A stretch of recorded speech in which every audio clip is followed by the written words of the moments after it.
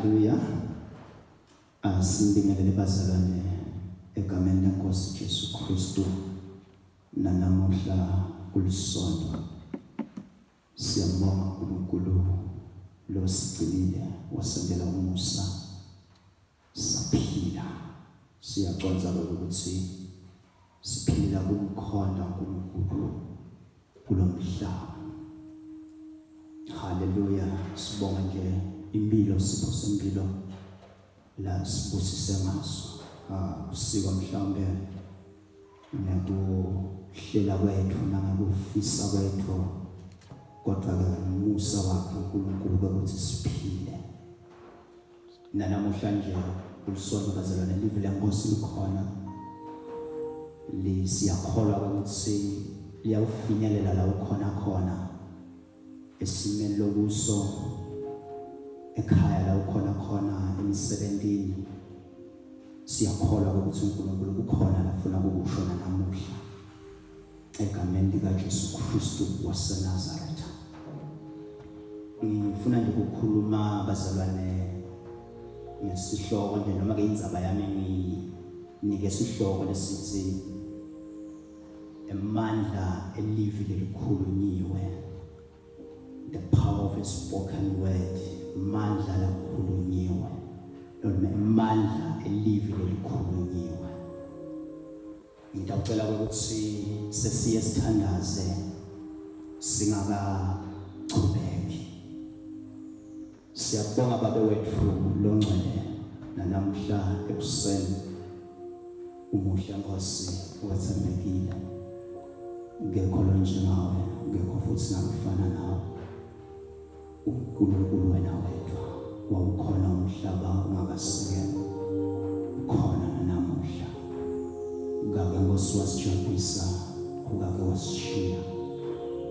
Uhlala njalo Nkosi unathi.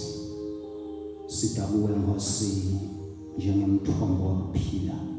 Kuphila kwethu Nkosi ukuwe kufihliwe.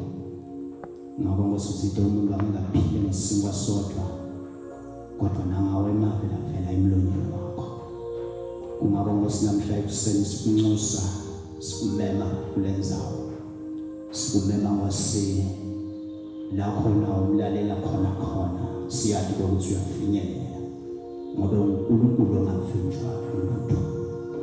Kude simo Nkosi lesikwehlulayo, livela lakho lithi uNkulunkulu angehlulwa lutho.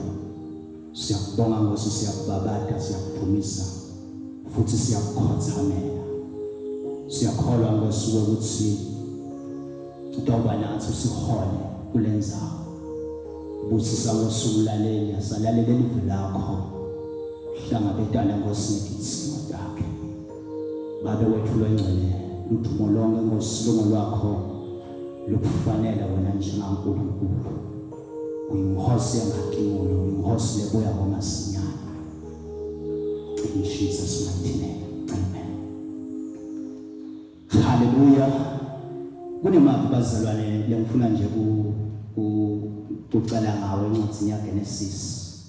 La ngithi khona sihloko sami namhla ngifuna nje ukuthi amandla elivi lelikhulunyiwe, because kulombuso lesikuwo bazalwane, kulombuso waNkulunkulu, umbuso la khona sisurvivor noma ngesiphila ngemavi lesiwakhulumako.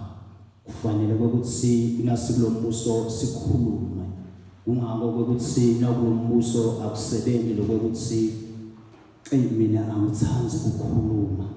So but noma umuntu wakuthanda ukukhuluma nebantu, but kulombuso kufanele ukuthi ukhulume.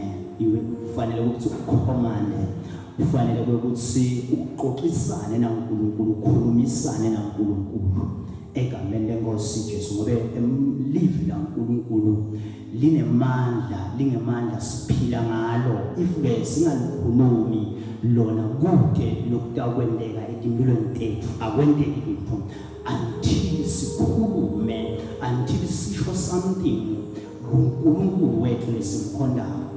Uma ufunza incwadi yaRoma 10, Romans 10 verse 9, iBhayibheli lithi umuntu uyavuma ngemlomo wakhe haleluya leso step sekucala semuntu losinziswako lokusho ukuthi uma ungena kumbuso nje kulo kupita umuntu ukuthi akhulume ngawe lithi umuntu uyavuma ngemlomo alisho ukuthi umuntu mhlambe uyanikela noma uyajayiva noma uyakhala but lithi uyavuma meaning uyakhuluma usho livi lokusho ukuthi ungena embusweni lapho nakubhekeke ukuthi ekuseni akhulume emini akhulume nzambama akhulume ebusuku akhulume haleluya kungakho ke sithi ke bazalwane sifuna ukubuka lamandla elivi emavi lesiwakhulumako because livi linemandla noma ngabe li-evil noma ngabe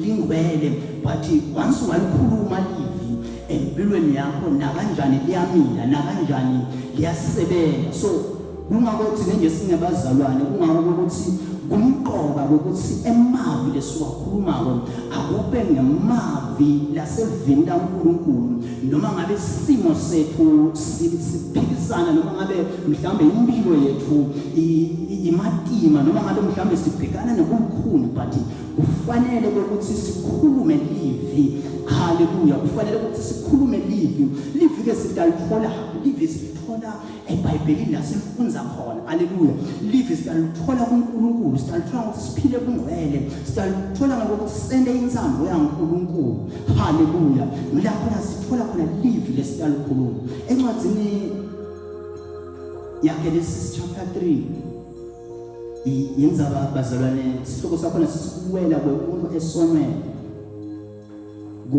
nofunza verse asengicela ku verse 1 lethi inyoka yayinebuciki kwendlula tonke tilwane tesiganga lapho kentile uNkulunkulu simakazi yathi kumfati kodwa ngempela uNkulunkulu ushido yini ukuthi ningadli noma usinye nje sithelo setihlahla letisemsimini ngifuna sikunangelana bazalwane ukuthi inyoka ngathi beyi-understand ukuthi ukuze ngimuwine lo make kufanele ngikhulume naye ungazi ukuthi le nyoka yayi-understanda emandla elivi ukuthi once ngakhuluma something nalo make nakanjani ngidamzuza verse 2 ukuthi umfati waphendula inyoka wathi singadidla tithelo tetihlahla letisensimini ngaphandle kwesithelo sesihlahla lesisekhathi nesini uNkulunkulu uthite ningasidli isithelo sesihlahla lesisekhathi nesini ningasithinzi nekusithinza kuze ningafi inyoka yathi kumfati ningeke nife kepha uNkulunkulu uyati ukuthi mhlazana nisidla emehlo enu ayavuleka bese nifanana naNkulunkulu nikwati lokuhle nalokubi ngakho ke wathi umfati kube abona haleluya verse ukuthi ngakho ke wathi umfati kube abone ukuthi lesihlahla sasifanele ukudliwa yini into lomake bese suyadiscover ukuthi noma ke siyabona ukuthi lesihlahla kufanele ukuthi sidliwe ukuthi lesitha sisebenzise emavi samkhonvisa noma ke samehlulekisa sakhulumisana naye phela lo make alisho iBhayibheli ukuthi abesensimini angaboni emehlweni abebona emehlweni but after sitha sesikhulume sa-understand ukuthi no umuntu kufanele mehlule ngemavi then lo make iBhayibheli lithi wathi soyabona ukuthi lesihlahla sifanele ukudliwa nekuthi sasibukeka sisihle nekuthi lesihlahla sasifanele umhlakaniphisa umuntu wakha kulesihlahla wadla wanika nendodza yakhe nayo yadla ngifuna sike sijabe ku verse 10 la khona ngifuna khona iBhayibheli lithi waphendula wathi ngivelivi lakho ensimini ngase ngiyesaba ngobe ngihamba ngabhaca haleluya ngivelivi lakho ensimini ngina babazalwane emandla iBhayibheli lithi Adam uve uNkulunkulu akhuluma uve livi wase uyabhaca akambo but uve livi because livi lelikhulunyiwe livi lelikhulunywayo lolukhulumayo nawe linemandla kungakho ukuthi ekumentonge leso simo sakho letimo takho if ukhuluma livi la uNkulunkulu simo siyeva ukugula siyeva kuyeva ukuthi sekukhulunywa livi nyalo angisenginte amandla etikwa lomthimba so iBhayibheli lithi uthi Adam ngive livi lakho ensimini ngase ngiyesaba ngobe ngihamba ngqo haleluya ngaphatha uNkulunkulu wambuza wathi ngubani osakutshela ukuthi uhamba ngqo sewusidlile yini lesithelo salesihlahla lingakuyala ngaso ukuthi ungabusidla haleluya ngive livi lakho ensimini ngasengiyisaba kunemavi bazalwane lokufanele ukhanza ukuthi etimeni tethu noma ekuphileni kwethu siyawakhuluma singakanaki kanzi emavi angemandla noma livi lokukhulumako liyinhlanyelo haleluya liyinhlanyelo livi lonke livi lokukhulumako liyamila kungakho ukuthi kumqoka ukuthi livi na ukukhuluma ulinake ukuthi ngikhuluma kuphi ngikhuluma nabani ngikhuluma kanjani haleluya encwadzini yaLuke ngiyaqela sijabe encwadzini yaLuke chapter 8 bazalwane chapter 8 ngifuna sifunze khona verse sitaqala ku verse 5 iBhayibheli lithi umhlanyeli waphuma wayawuhlanyela inhlanyelo yakhe ekuhlanyeleni kwakhe lenye inhlanyelo yakhe yawela endleleni lapho yanyathelwa khona abantu kwafika inyoni tayidla lenye yawela emhlabathini losemadvaleni yashesha yamila kodwa yashesha yaphelelwa ngamandla yakuna ngobe yayingenawo umhlabathi lonemswakama lenye yawela emanyeveni yakhula kanye nawo ase ayayiminyetela lenye yawela emhlabathini lovunzile yamila yathela ngemakhulu Jesu wase utsike lona indlebe yekuva akeve verse 9 bafunzi baJesu bambuza ukuthi usho ukuthini lo mfanekiso wabatshela wathi nineniphiwe lwati lwetimfihlakalo tombuso kaNkulunkulu kodwa kulabanye kushunyayelwa ngemifanekiso kuze bathi bayabona kodwa bangabonisisi bathi bayeva kanzi abevisisi kahle verse 11 lo mfanekiso uchaza lokho inhlanyelo livi laNkulunkulu haleluya haleluya lenza balena bazalwane ngifuna ukufananisa lenza bayinhlanyelo ngifuna ukufananisa nelivi laNkulunkulu iBhayibheli lithi umhlanyelo waphuma wayawuhlanyela inhlanyelo ngisho ngathi nawufunza verse 11 lithi lo mfanekiso uchaza lokho inhlanyelo livi laNkulunkulu nasikhuluma livi laNkulunkulu bazalwane sisuke sitshala even noma ngabe ukhuluma even into noma ngabe awukhulumi livi laNkulunkulu kungakho ukuthi kumqoka labakhulisa abantwana bayaki ukuthi kumqoka lokumele ukusho kumntwana because umntwana uyamila umntwana ngekhathi uyabona ukuthi umntwana wena lo mhloko lenkulu uhlala kukhona enhlitweni yakhe kuyamila ukuthi make wathikimini nenhloko lenkulu that's why uhamba kubese sekuthela ithelo kulomntwana naye sokhula wathi ukuthi umntwana yinto lenhloko lenkulu because uhamba uya because lemhlanyelo liyatshalwa ngumntali kulomntwana yamila kungako umqoka ukuthi livi lesikhulumako limqofu nathi silinako. Hallelujah.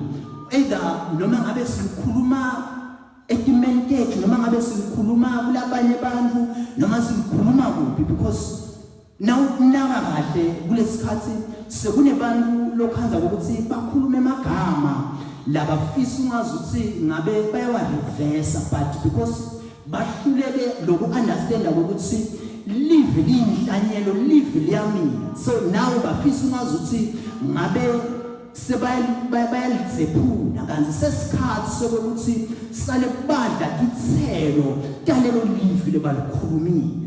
Lengikuthandzako ngenhlanyelo bazalwane, lo mhlanyelo la iBhayibheli lithi waphuma wayohlanyela.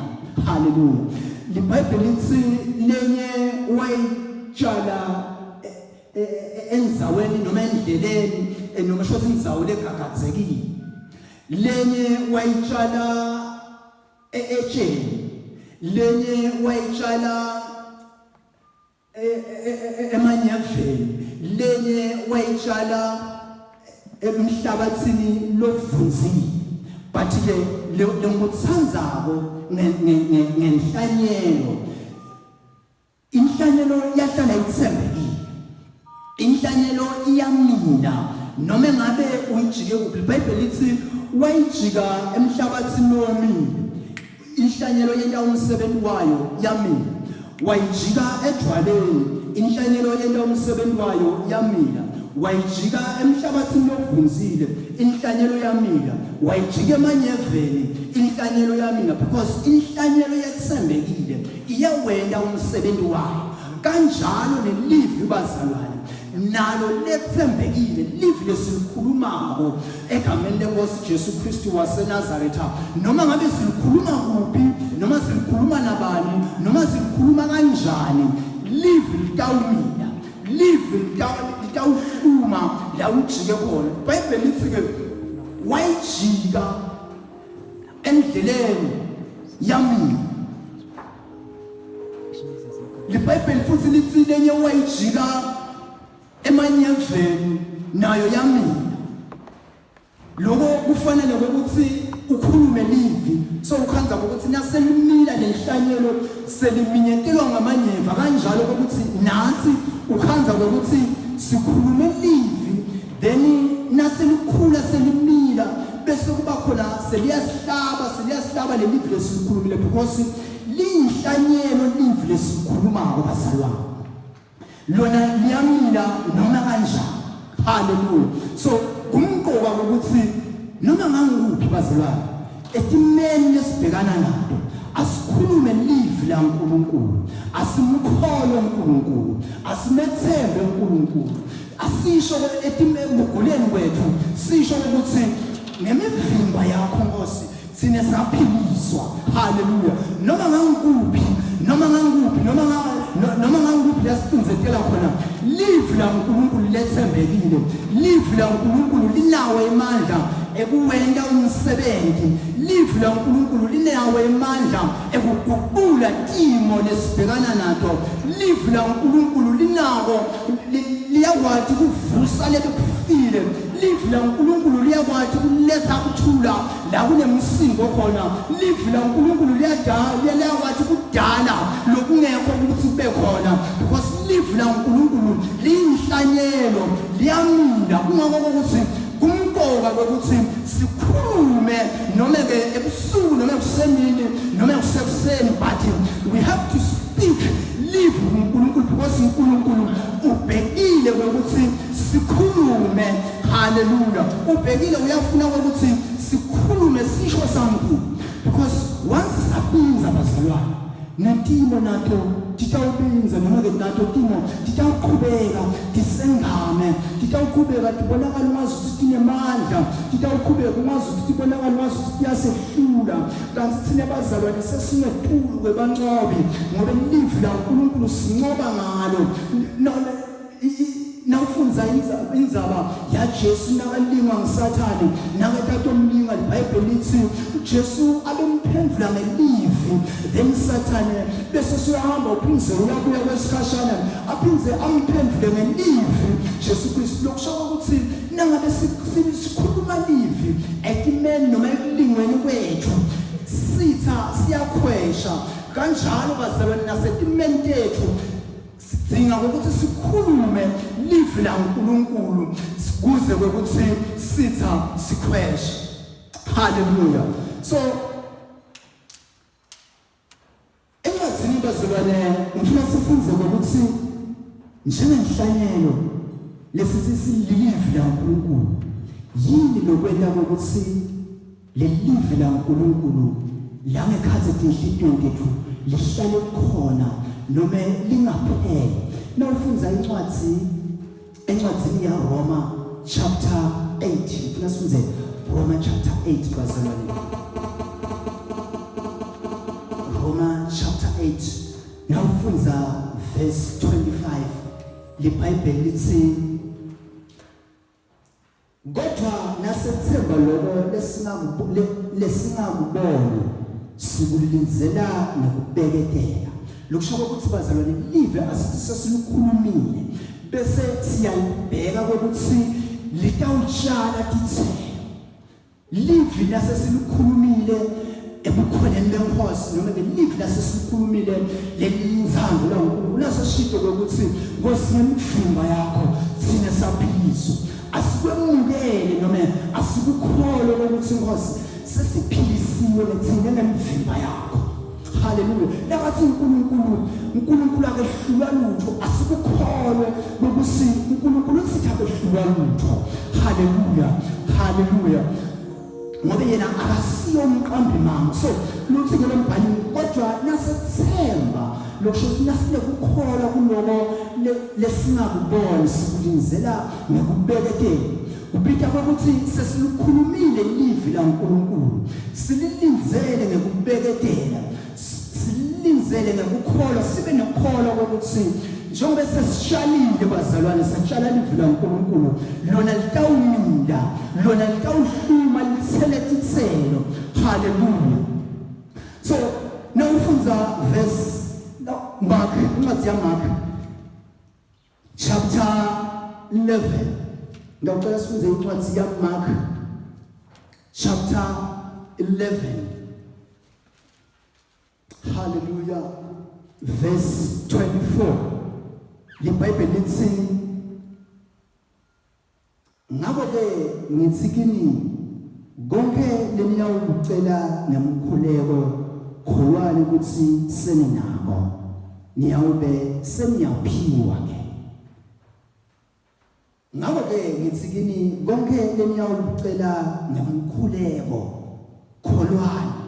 Nginakala amavi bazalwa ukuthi kholwani ukuthi seninako lokusho ukuthi silinza ngokukholwa live sesilukhulumile ufuna ukuthi bese siyahlala ekukholweni sesiyalinza ngokukholwa live la uNkulunkulu lelo lesikhulumile because konke lesikukhulumako bazalwa kutawukwendeka noma sikukhulume noma ukukhuluma kabi wakhuluma enzaweni lekabi wakhuluma ukufuna wathi ukuthi kutawumila lokukhuluma. So kumqoka ukuthi nangabe ngikhuluma livi angikhulume livi ngisenzaweni lekahle ngikuNkulunkulu ngikhulume lokusho ukuthi kwaqala kufanele ngimemukele Jesu Kristu ukuze ngitawuguqulwa inzandvo yami ibe inzandvo yaNkulunkulu. Le ngikhulumako ngikhulume ngisenzandveni yaNkosi le ngikhulumako ngikhulume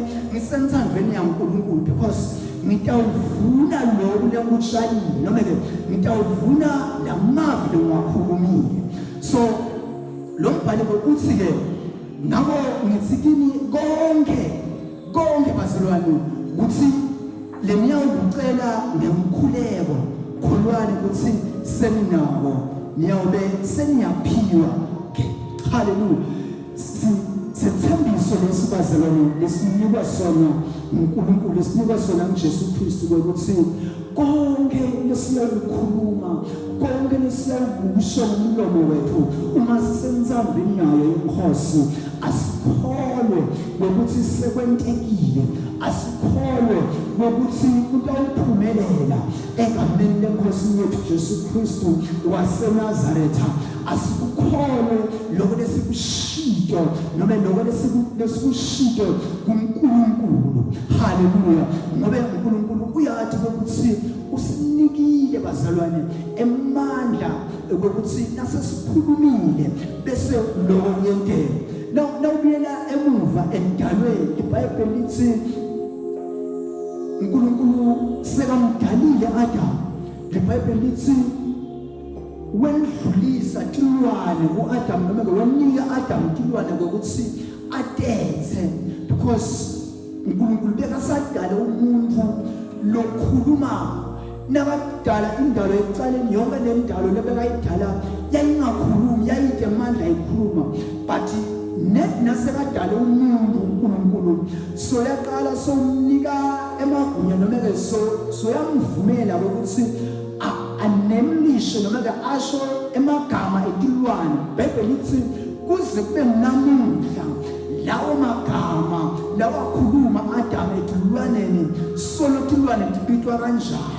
Hallelujah. Because iBhayibheli lithi uNkulunkulu ekupholeni kwelanga abehla ehlele kuAdam. Nginakala ukuthi nalithi abehla uNkulunkulu ayithe kuAdam lokusho ukuthi after uNkulunkulu sekadala yonke indawo wadala nemuntu, then wase soyashiya yonke indalo wayishiya esandleni somuntu noma ke wayishiya kuAdam ngokuthi so njengoba sekakhona umuntu lotawukhuluma something kwendeke, then uthi uNkulunkulu kungcono sale ngibuyela ezulwini ngiyohlala khona abekasehla nje ayomvusela umuntu.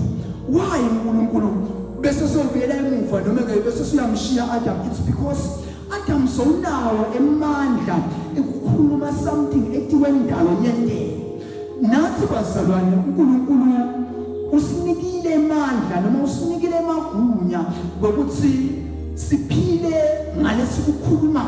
So kuma okumcoka ukuthi silidle la uNkulunkulu ukuze sitawukhona ukuthi sikhulume lokho lokusenzandweni yaNkulunkulu, because nasikhuluma lokusenzandweni yaNkulunkulu sitawuthela noma ke kutawuthela ithelo letini, because nangabe singakhulumi lokusenzandweni yaNkulunkulu nakanjani sitawukhuluma lokusenzandweni yalomumbi lokutawuthela lokutawuhluma noma ke lokutawumila kutawuba lokwenzando yalomumbi noma kutawuba kwesitha. But so uNkulunkulu ke usinikela amagunya ngokuthi asikhulume lokho lokusenzandweni yakhe.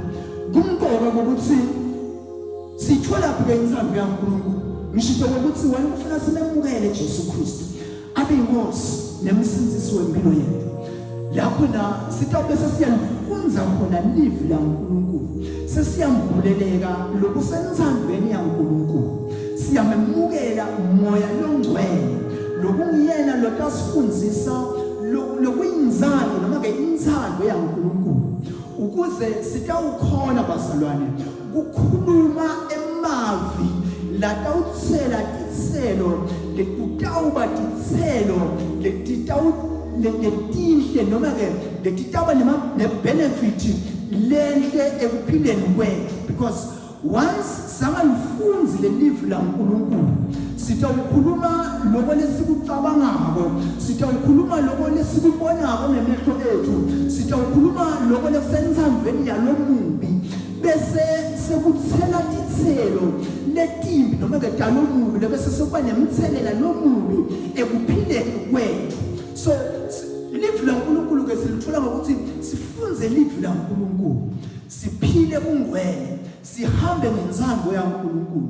Ngulapho na sitawufunza khona ukuthi yini inkosi lokusenzandweni yakho, yini inkosi lofuna ukuthi sikukhulume, yini inkosi lofuna ukuthi sihlabelele ngabo, yini inkosi lofuna ukuthi sisherishele nabanye ngabo. Because esikhathini esiningi ukwenza ukuthi sikhulume emavi noma sikhulume emavi ebantwini labawrong ngesikhathi lesiwrong sahamba sakisola, because sifuneka lokuqonza ukuthi emavi lesiwakhulumako anemandla, emavi lesiwakhulumako ayinhlanyelo ayamila. Ungalikhuluma namhla livi the 10 years to come walitshala laseseliyamila. So uNkulunkulu ke usifundzisa lokusentandweni yakhe ukuthi asikhulume lokusentandweni yakhe ukuze ukuthi noma sivuna titselo temavi lesiwakhulumako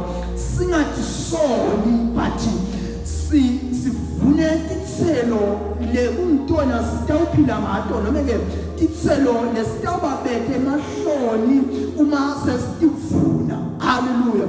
Kungakho baselwane ngisho ukuthi live inhlanyelo yethembekile, inhlanyelo ayinaka yenta lobu lentelo once wayijika emhlabathini iyamila, once wayijika imanye eveni kwayo kokuthi imile. Kanjalo nelive kokuthi ulikhulume ukwatile, kokuthi ulikhulume ujabulile, kokuthi ulikhulume njani esimeni sakho, kokuthi ulikhulume njani kuma colleagues akho, live once walikhuluma liyamila, lona liyahluma because linhlanyelo live.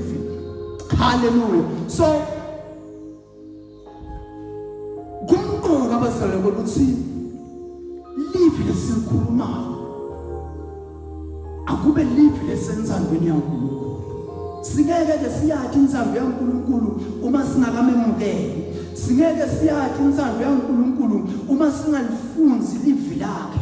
Singeke siyathi inzando yaNkulunkulu nasingaphili ungcwele. Singeke siyathi inzando yaNkulunkulu nasingahambi ngokwethembeka. Hallelujah. Kupita ukuthi le tindwa leti sivame kutenda noma ke sitende ukuze ukuthi emavi lesiwakhulumako abe kuphila kithi, abe kuphila kulaba wevalo. Hallelujah. Bible lithi emavi kuphila, emandla ephila aselwimini lwethu. Lokusho ukuthi labathanza ukusebenzisa bayawudla titselo telwimi lobalukhuluma labakhuluma. So I want to encourage you bazalwane ukuthi asikunake lesikukhuluma. Kunasi isikhathi naso silive, asikunaka lesikhuluma, asikunaka lesikhuluma. Noma ngabe ngikuphi la sikhona khona, noma ngangitiphi timo lesibhekana nato, asikunaka lesikhuluma. Asikunaka lesikhuluma, lesikhuluma kungemandla, kuyinhlanyelo. David nekabhekene naGoliath akambonanga nje asichwaka, yebo kona besichwaka but nekhathi kuye because wambona angumuntu lameke amelane nempi yaNkulunkulu. So kumboka ukuthi simo lesibhekana naso asikhulume inzabelo ukuthi noma inzaba umile but uyawuba lithafa. Wena ugula noma ngabe uvele ngaluphi uhlobo but utemandla etikwe timpilo tethu, utemandla etikwe mtimba wethu. Wena COVID-19 noma ngabe angeke ugcine ngekubangcono kuphela sijatshulise ukuthi labatholakele namuhla bang3 noma bang2 but utawendlula noma utawuphela. Live lesikhulumako ngilo bazalwane lelishintsha simo sethu kuphila kwethu. Hallelujah. Live lesikhulumako ngilo lelishintsha simo sethu.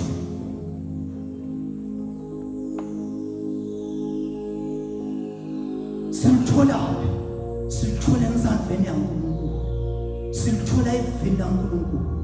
Kungako kumcoka ukuthi sitondle ngalo live laNkulunkulu busuku nemini, sitondle ngalo live laNkulunkulu ekukhathaleleni wethu, sitondle ngalo live laNkulunkulu because sibathi ngesiswati dibodla letimhlile. Kanjalo nathi bazalwane uma ngabe sitondla ngelive laNkulunkulu kulula ukuthi sikhulume into le positive ngetimpilo tethu, kulula ukuthi singesabi noma ngabe sitha ngemagaga singakho Jesu Kristu nabasemkhumbini bafundisi bakhe iBhayibheli lithi besaba bamvusa bagijima bangakhulumi livi kulesimo lababhekana naso but Jesu Kristu nakapapa makavuka uyawukhutha lo moya uthi akube nekuthula iBhayibheli lithi kuba nekuthula because wakhuluma livi uNkulunkulu kulesihushawisho manje kulomoya kulamagagasi kulesimo lababhekene naso because kulombuso bazalwane kulombuso lesikuwo umbuso wekuphila nemavi lesiwakhulumako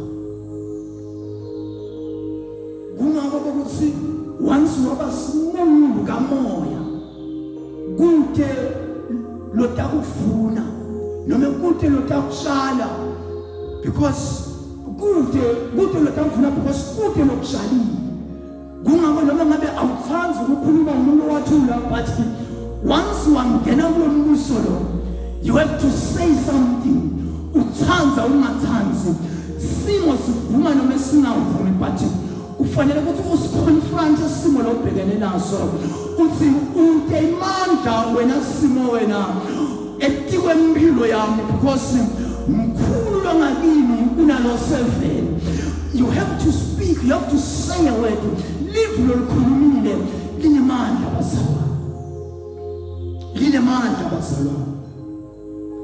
ngifuna ukumkhuthaza namhlanje uSemba bazalwane amathi ukuthi iCovid ikuvalele kuphi la ivalele khona amathi ukuthi isimo sakho sikuvalele kuphi la sikuvalele khona but ngifuna ukutshela ukuthi kunemavi lanemandla latholakala uNkulunkulu once wakupositiona wena mqomo wakho wakupositiona uNkulunkulu wema yenzandweni yaNkulunkulu angikutshela ukuthi lokukhuluma abosenzandweni yaNkulunkulu kutawukwenteka it shall come to pass because siphila embusweni lapho na siphila ngemavi lesiwakhulumako kungako ukuthi uma singalifunzi livi laNkulunkulu kude lesitawukhuluma sitawugcina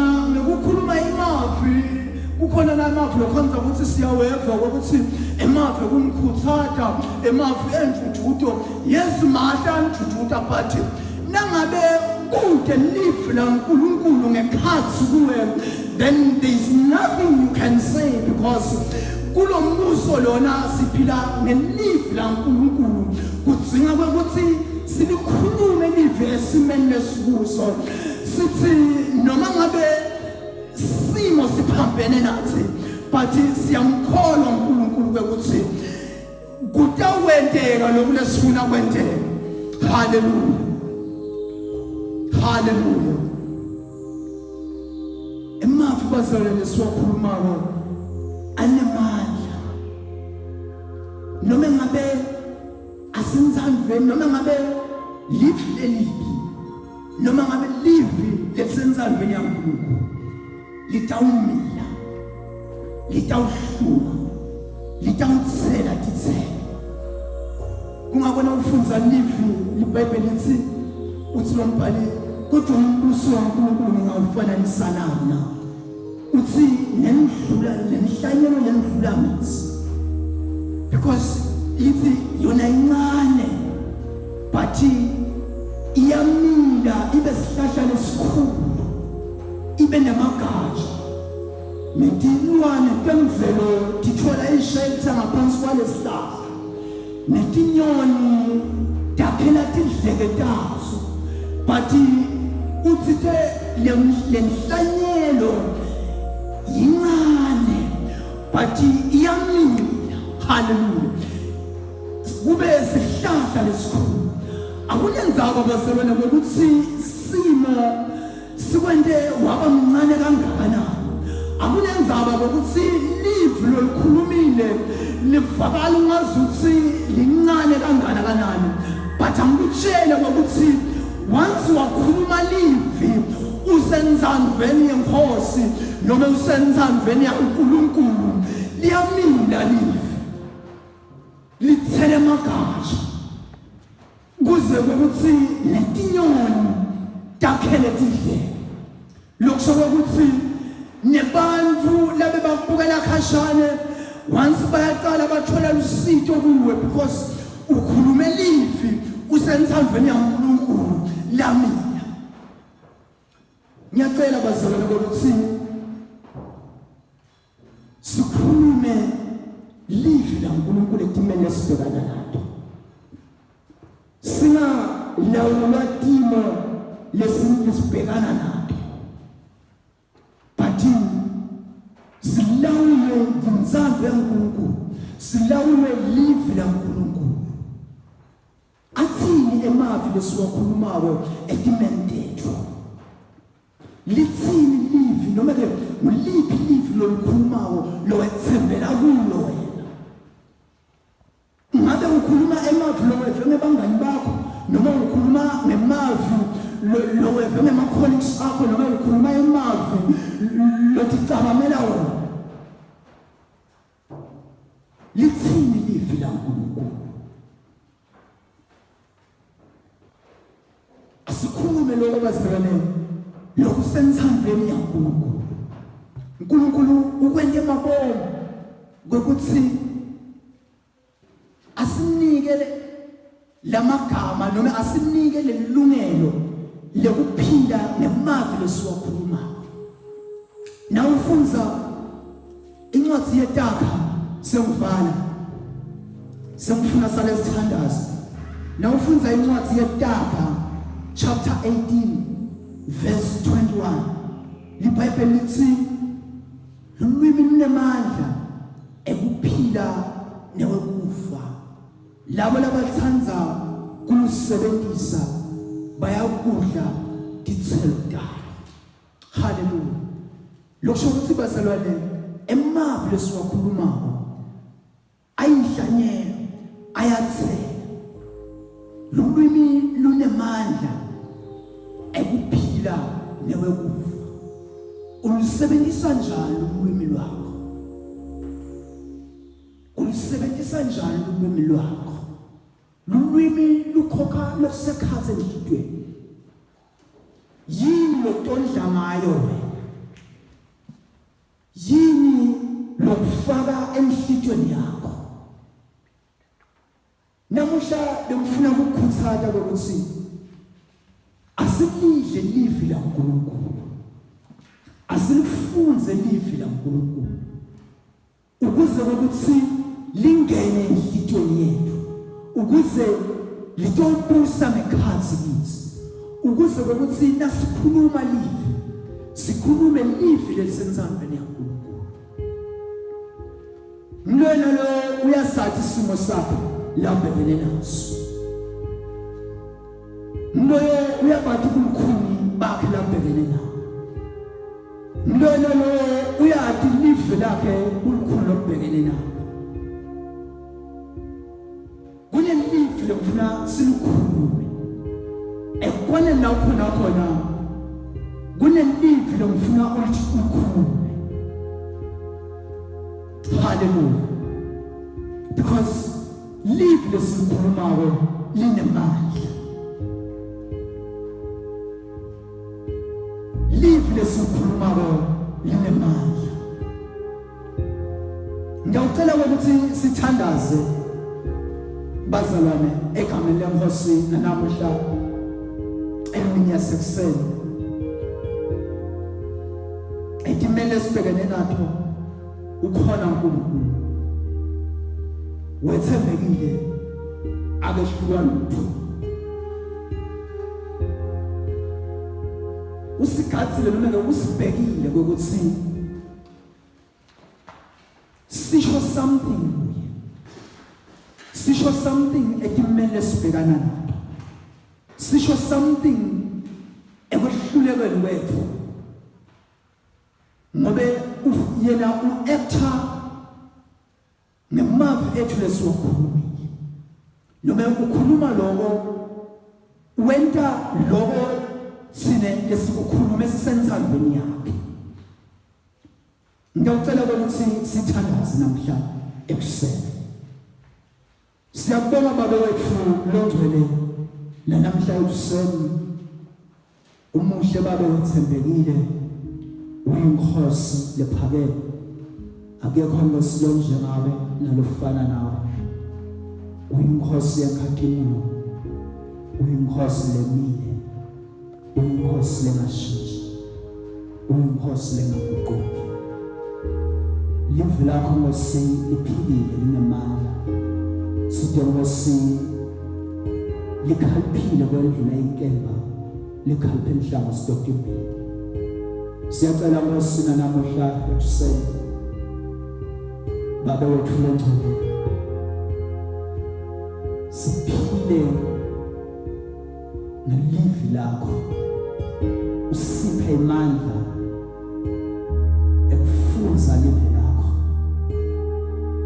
usiphe isikhathi sokufunza livi lakho udale indlala yelivi lakho ngekhathi kithi ukuze Nkosi sikhone ukukhuluma lokho lokusenzaveni yakho ngiyathandaza Nkosi ngiqiniso ukuthi kunetimo lesibhekana nato imihla ngemihla sometimes kubonakala inemandla kwendlula livi lakho sometimes ivakala emazuthini iyasehlulekisa but siyabonga Nkosi kwathi namhlanje ukuthi livi lakho linemandla livi lakho liphilile livi lakho alihluleki livi lakho alehlulwa lutho ngiyathandaza Nkosi sisemakhaya sithandaza sihlangene emisebenzini sihlangene Nkosi emimangweni sihlangene Nkosi noma ngabe la sikhona asinake livi lakho asikhulume livi lakho ngoba linemandla ekhamendi kaJesu Kristu waseNazaretha siyabonga Nkosi namhla ekuseni sibonga uNkulunkulu ngokuphiliswa kwanamlobulala sibonga Nkosi ukuphiliswa Nkosi kwanamlokhathatekile ekhamendi kaJesu Kristu waseNazaretha Baba wethu longcwele sikhuluma ukuthula emtimbeni wakhe sikhuluma ukuphiliswa emtimbeni wakhe kutotonga Nkosi ifo letikhona emtimbeni wakhe tike imandla nemvimba yakho Jesu saphiliswa waphiliswa egameni likaJesu Kristu waseNazaretha lo inkosi sibusise Nkosi ngamunye nangamunye ubusise Nkosi umlaleli egameni likaJesu Kristu wasaqala luviki mthwale Nkosi umuholele Nkosi emadlelweni laluhlala egameni likaJesu Kristu waseNazaretha siyabonga Nkosi lonke nemandla lenkosi